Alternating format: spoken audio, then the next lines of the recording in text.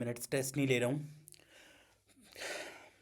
मुझे बच्चों से ज़्यादा स्ट्रेस है, इस बार सच्ची बोल रहा हूँ। इतना पढ़ाया है ना। आ, मैं खुद चाहता हूँ कि यार मेरे सारे स्टूडेंट्स के नंबर जिन्होंने मुझसे पढ़ा है या जिन्होंने जो भी, चाहे यूट्यूब के थ्रू या डायरेक्टली, नंबर्स अच्छे लाएं। ठीक है। रेशियोज, कैश फ्लो के एमसीक्यूज, फटाफट ये पेपर 2022 वाला सेमेस्टर 1 वाला है। रेशियोज कैश फ्लो के एमसीक्यूज लास्ट सिर्फ 15 मिनट लेते हैं, ज़्यादा नहीं। फिर स्ट्रेस नहीं, फिर आप थोड़ा सा लास्ट में चिल करो। दो तीन चार इंपॉर्टेंट रेशियोज बता रहा हूँ, इनके फॉर्मूले देख लो। Current ratio, current assets upon current liabilities. Current ratio का ना एक और नाम होता है, वर्किंग कैपिटल रेशियो भी बोलते हैं हम लोग करंट रेशियो को। क्या बोलते हैं? Working capital ratio. Current ratio का ही दूसरा नाम है working capital ratio. Working capital turnover नहीं, वर्किंग कैपिटल रेशियो। एक डेब्ट इक्विटी रेशियो, एक इंटरेस्ट कवरेज। करंट रेशियो का formula current assets upon current liabilities. Interest coverage ratio का formula net profit. Interest coverage ratio का formula net profit before interest and tax upon fixed interest charges. EPS का formula net profit after tax and preference dividend upon number of equity shares. एक capital employed का formula, एक operating ratios. चार पांच ratios: current ratio, डेब्ट equity ratio, EPS, operating, capital employed. फिर से अब इस तरह वाले क्वेश्चन बच्चों प्लीज देख लो। क्वेश्चन नंबर 18, लास्ट में जाते जाते स्ट्रेस नहीं लेंगे, ठीक है। Sumo limited had a current ratio of इतना, इट्स करंट एसेट्स बीइंग इतनी एंड करंट लायबिलिटीज इतनी, ठीक है। हमें करंट एसेट्स दिए हुए पहले से 2 लाख के और करंट लायबिलिटीज दी हुई है 2,50,000 की। What will be the revised current ratio of Sumo Limited after one of its endorsed bill receivable of 30,000 gets dishonored? अब देखो, 30,000 मैंने लेने हैं किसी से और 30,000 मैंने देने हैं किसी को। मैंने किसी को बिल रिसीवेबल बीआर एंडोर्स किया था, वो डिसऑनर हो गया। तो जिसको मैंने एंडोर्स किया उसको तो मुझे देने हैं, तो मैं बाद में उसको दे दूंगा। और जिससे लेने हैं उससे लेने भी है, तो 30 ऊपर प्लस 30 नीचे माइनस, ठीक है। तो रेशियो क्या हो रही है हमारी? डी ऑप्शन इज करेक्ट, यानी कि हमारी रेशियो ये हो रही है। क्लियर है मेरी बात? इंक्रीज। Got it? चलिए,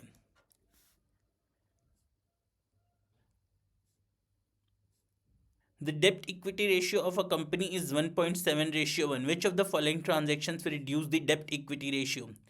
इस तरह वाले क्वेश्चंस आएंगे कि इफेक्ट क्या होता है। इनको इफेक्ट वाला क्वेश्चन समझिए, इफेक्ट वाला, कि अगर इस पे ऐसे हुआ तो क्या इफेक्ट पड़ेगा, इस पे ऐसे हुआ तो क्या इफेक्ट पड़ेगा।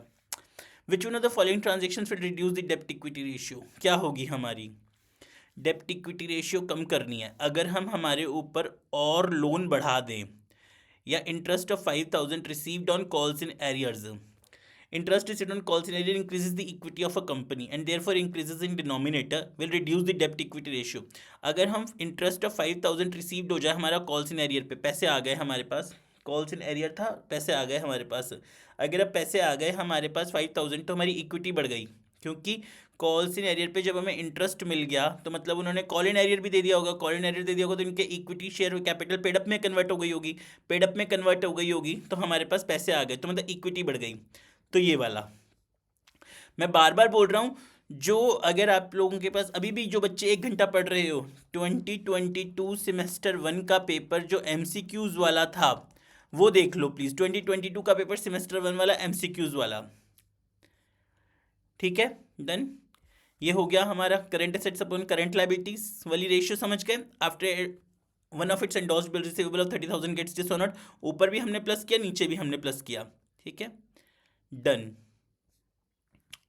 अब उसके बाद option B is correct. Interest received on call scenario increases the equity of a company. अगर हमें कॉल सिनेरियो रिसीव हो गया तो इसका मतलब हमें कॉल सिनेरियो रिसीव हो गया होगा तो इक्विटी बढ़ गई होगी।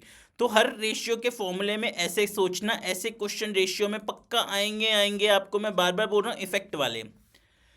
What will be the correct formula to compute operating profit ratio of the company? अगर हमें ऑपरेटिंग प्रॉफिट निकालना है, ग्रॉस प्रॉफिट में से ऑपरेटिंग एक्सपेंसेस को माइनस करो plus operating income upon RFO into 100। Gross profit minus operating expenses plus operating income upon RFO into 100। Operating income means the income earned after deducting the operating expenses from the gross income and adding the operating income items to the result. Revenue from operation means net sales. और एक point बताता हूँ, कभी भी RFO हो ना तो RFO को हमेशा नेट RFO लेना है. नेट RFO मतलब अगर क्वेश्चन में सेल्स गिवन हो तो सेल्स में से सेल्स रिटर्न्स को माइनस कीजिएगा. एक और छोटा सा ISC का पॉइंट बताता हूँ. अगर कभी भी एमोटाइजेशन आ जाए तो एमोटाइजेशन को ऑपरेटिंग एक्सपेंस मत लेना, नॉन ऑपरेटिंग लेना. क्यों? क्योंकि एक क्वेश्चन में था एमोटाइजेशन को अगर आप ऑपरेटिंग लोगे तो आंसर गलत आएगा. नॉन ऑपरेटिंग ट्रीट करना एमोटाइजेशन में. गूगल करोगे एमोटाइजेशन ऑपरेटिंग ही है, पर आप ISC के अकॉर्डिंग नॉन ऑपरेटिंग ट्रीट करना. Opening debtors. अब देखो 21 क्वेश्चन है, एक बार बता रहा हूं, ध्यान से देखना बस कैसे बनाऊंगा मैं. अगर कभी भी एक लास्ट चीज, बस अब एक लास्ट चीज ऐसी बताऊंगा, आप लोग कहोगे कुछ भी अगर अटक गए तो हम ये बना लेंगे. बच्चों लास्ट 5 मिनट दे दो, बस 5 मिनट, ज्यादा नहीं लूंगा आपके. अगर कभी भी कोई एसेट होता है, ध्यान से देखना, कोई एसेट है जैसे ट्रेड रिसीवेबल्स हो गया, इन्वेंट्री हो गया, हमारा कोई भी एसेट होता है, तो एसेट का लेजर कैसे बनाना है अपने. एसेट का लेजर, डेबिट क्रेडिट, कोई भी एसेट है वर्किंग में बना के आ जाना. वर्किंग के भी नंबर हैं ये. कोई भी एसेट है उसका ओपनिंग बैलेंस यहां डालो, to balance brought down by balance carried down, उसका क्लोजिंग बैलेंस यहां डालो. अगर एसेट यूटिलाइज हो रहा है, मतलब जैसे फॉर एग्जांपल मैंने पहले से किसी से इसी क्वेश्चन का लेते हैं, मैंने ऑलरेडी ओपनिंग डेटर्स थे मेरे पास 50,000 के, तो टू बैलेंस ब्रॉट डाउन, मेरे पास 50,000 के एसेट थे, मतलब मैंने लोगों से पैसे लेने थे. क्लोजिंग में मैंने 30,000 हो गए. अब मैंने क्लोज होते टाइम लोगों से 30,000 लेने हैं, पैसे लेने हैं. डेटर एक एसेट होता है. कैश रिसीव्ड हो गया मुझे डेटर्स से. माइंड में फटाफट एंट्री बना लो, कैश रिसीव हो गया डेटर से, तो cash account debit to debtors account, debtors credit हो जाएंगे. पैसे आ रहे हैं ना हमारे पास, तो डेटर कम हो गए. अगर डेटर कम हो गए तो इस साइड आ जाएगा, 2,20,000 यहां डाल दो बाय बैंक. अब छोटी सी चीज समझो, ओपनिंग बैलेंस, क्लोजिंग बैलेंस, अगर एसेट कम होएगा तो क्रेडिट में, एसेट बढ़ेगा तो डेबिट में. एसेट यानी यहाँ पे डेटर्स की बात हो रही है, अगर मेरे डेटर्स बढ़ेंगे तो डेबिट में, डेटर्स कम हो रहे हैं तो क्रेडिट में. ठीक है, डन हो गया. 2,20,000, 30,000, 2,50,000, यहाँ आ गया 2,50,000. यहाँ बैलेंस बच रहा है 2,00,000 का. ये 2,00,000 का, ये 2,00,000 क्या है, मेरी क्रेडिट सेल्स. माइंड में कहीं भी अटको एक एंट्री बना लो, ये एसेट का डब्बा हो गया, इसको लेजर बोल लो, हिंदी में डब्बा बोल लो, बस एक सिंपल चीज़, हिंदी देसी बंदे हैं, एक डब्बा बोल लो. यहाँ बनाया. फिर उसके बाद यहाँ कोई भी लाइबिलिटी है उसको ऐसे बना लो, यहाँ by balance brought down opening, to balance carried down closing आ गया. और अगर वो लाइबिलिटी हम हमारी बढ़ रही है तो क्रेडिट में, मतलब मैंने मान लो और परचेज किया तो यहाँ, और अगर पेमेंट करी तो यहाँ, उल्टा कर दो बस.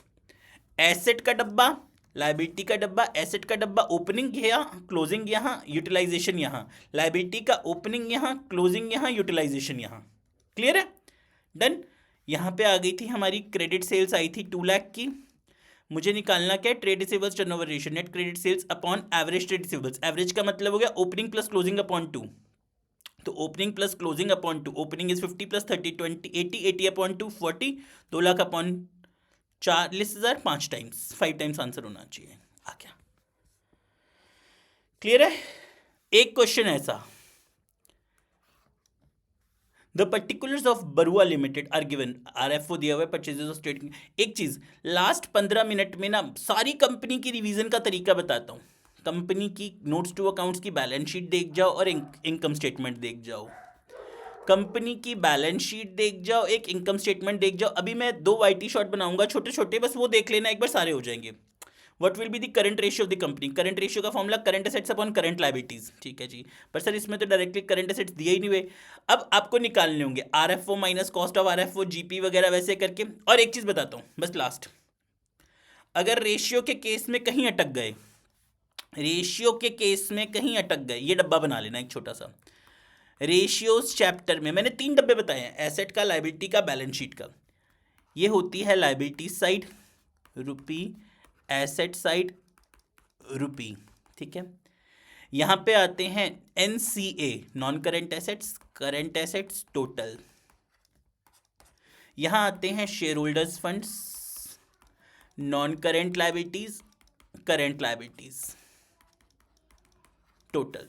एक और फॉर्मूला जो हमें बोलते हैं ना change in inventory, change in inventory का मतलब है opening minus closing, opening minus closing. एक कॉस्ट ऑफ आरएफओ के फॉर्मूले याद रख लो, दो फॉर्मूले कॉस्ट ऑफ आरएफओ के। चलो अब बस लास्ट जाते जाते एक ट्रेल बताऊंगा, 5 मिनट की ट्रेल है, बस 5 मिनट ये देख लो। एक ट्रेल बहुत इंपॉर्टेंट है। किसी भी बिजनेस की शुरुआत होती है सेल्स से, सेल्स में से सबसे पहले माइनस करो कॉस्ट ऑफ आरएफओ, सेल्स में से सबसे पहले माइनस करो कॉस्ट ऑफ आरएफओ, आपको मिलता है GP. Sir cost of RFO के फॉर्मूले बता दो प्लीज फटाफट। कॉस्ट ऑफ आरएफओ का फॉर्मूला होता है purchases plus change in inventory, ठीक है, purchases of stock in trade plus change in inventory. Sir एक और भी तो फॉर्मूला होता है कॉस्ट ऑफ आरएफओ का। हाँ जी, कॉस्ट ऑफ आरएफओ का एक और फॉर्मूला होता है, कॉस्ट ऑफ आरएफओ का दूसरा फॉर्मूला होता है ओपनिंग इन्वेंट्री प्लस परचेजेस। जब मैं परचेजेस बोलता हूं ना तो इसका मतलब है नेट परचेजेस, नेट मतलब परचेजेस में से returns minus, purchases plus direct expenses minus closing inventory. Sir ठीक है, जीपी आ गया हमारे पास। जीपी में से जब माइनस करोगे ऑपरेटिंग एक्सपेंसेस, सबसे पहले भी ध्यान से देखना, जीपी में से माइनस करोगे ऑपरेटिंग एक्सपेंसेस और प्लस करोगे ऑपरेटिंग इनकम एक्स्ट्रा वाली, ठीक है, तो आ जाएगा नेट प्रॉफिट। ठीक है मेरी बात। अब ये चीज बस ध्यान रखनी है, ऑपरेटिंग एक्सपेंसेस। एक और चीज देख लो, ठीक है, किसी भी बिजनेस के एक्सपेंसेस होते हैं, एक मिनट,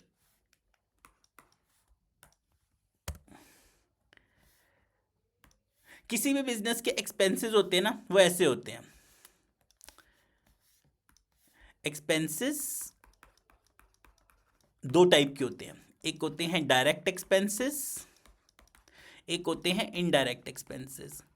डायरेक्ट एक्सपेंसेस होते हैं प्रोडक्ट के बनने तक के, इनडायरेक्ट एक्सपेंसेस में दो आते हैं, एक होते हैं ऑपरेटिंग, एक होते हैं नॉन ऑपरेटिंग, ठीक है, ध्यान से।